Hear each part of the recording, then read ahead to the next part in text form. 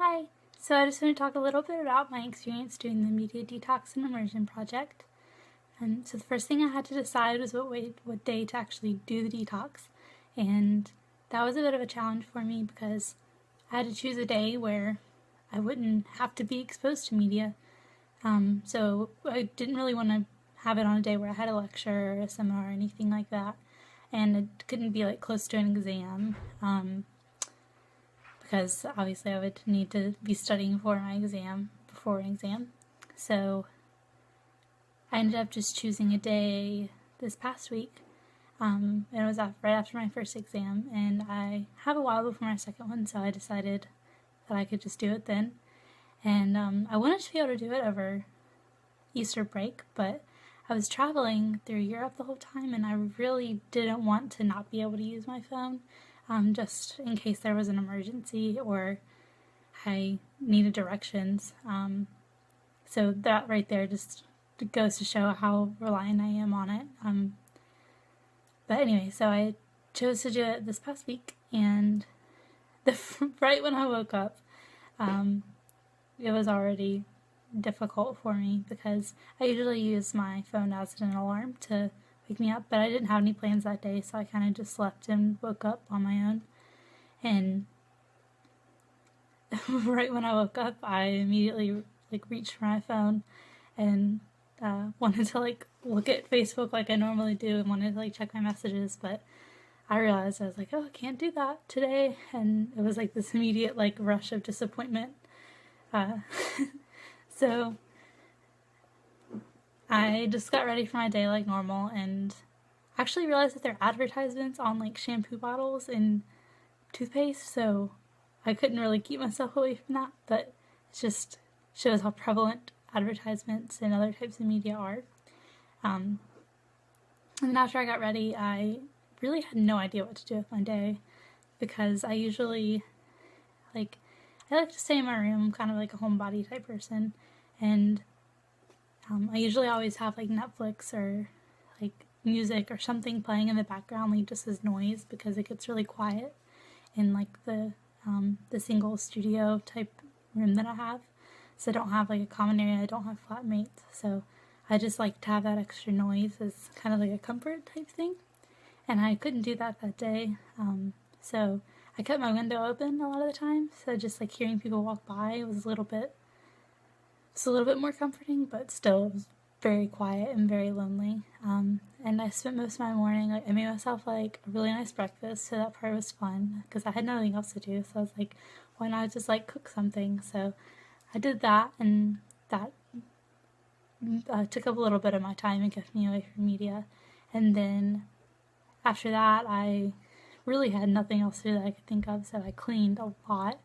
I went through all the papers that I had on my desk, and I cleaned out my closet, and just everything. I had just went through all these papers and had 3 bags of trash after that, of things to just throw away. And I vacuumed and actually dusted, and I was really bored. But it's nice now because our room's clean. And then after that, I decided that I would go outside because there's less media, I guess, out there, less temptation. I wouldn't feel the need to turn on my computer and look at my phone, so kind of left all my technology inside, and I went outside and I just took a walk around Alexandra Park, and that was nice.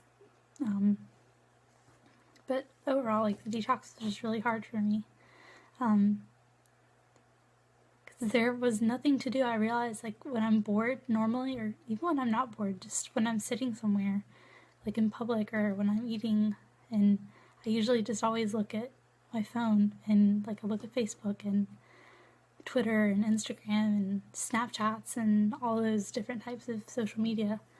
And I also keep in touch with my family back home because I'm studying abroad, so I talk to my friends, talk to my best friend every single day. She and I text back and forth all day, and I talk to my fiance all day. He and I are always talking, and so not being able to talk to them for a day was kind of hard. And also my mom, I talk to her a lot, and even just one day of not being able to talk to them was Like, it made me feel really out of the loop, and I was really grateful the next day when I could talk to them again.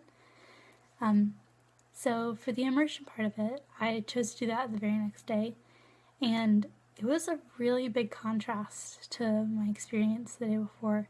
I was actually paying attention to all the media around me because I had been without it just so recently. And even when, like, as soon as I woke up and I was looking, I had like 6 entries already because I had checked all my social media accounts. So I realized how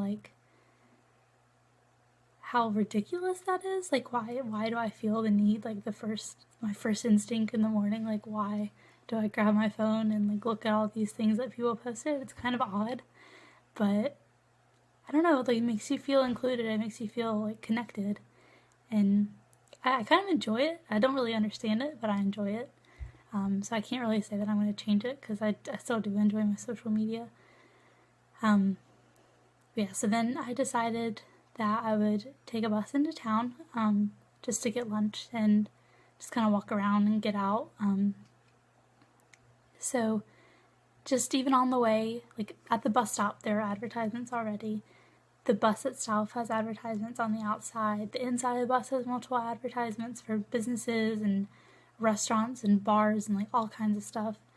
And then, like, on the way into town, there are businesses that you pass, and almost every single business has some type of ad outside, like just telling you a special deal or, you know, a slogan trying to get you to come in or something like that. So it's just everywhere. Like, I honestly lost count. I just had to, like, keep a tally of everything that I'd seen. I couldn't write any details down because I was on a bus, obviously, so we were going fast. And just there were so many, it wouldn't have even been plausible to actually write the details for everything. And then once you get into town, everything you look at is media. There are all those stores and posters, and music is everywhere. It's all in the stores and in the restaurants that you walk into, and you're talking to people. Oral communication is a form of media, so it just, like, is all consuming when you're in a town. And it was really eye-opening because I know that there is a lot of media in our lives, but I've never actually, like, consciously tried to pay attention to it. It's always something that I just kind of overlooked, I guess. But actually paying attention to it, it was an experience, I'll say that. And so overall, the detox part was really hard for me.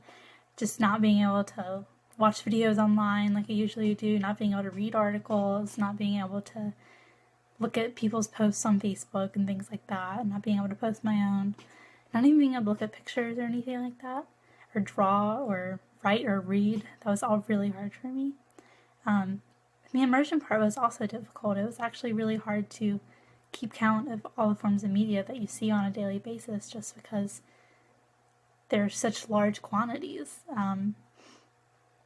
The project did make me think about how much media I consume on a daily basis, though. Like, I realized that I go to social media and I go to the internet, and I read and things like that when I'm bored. And, like, what was life like before you could do any of those things?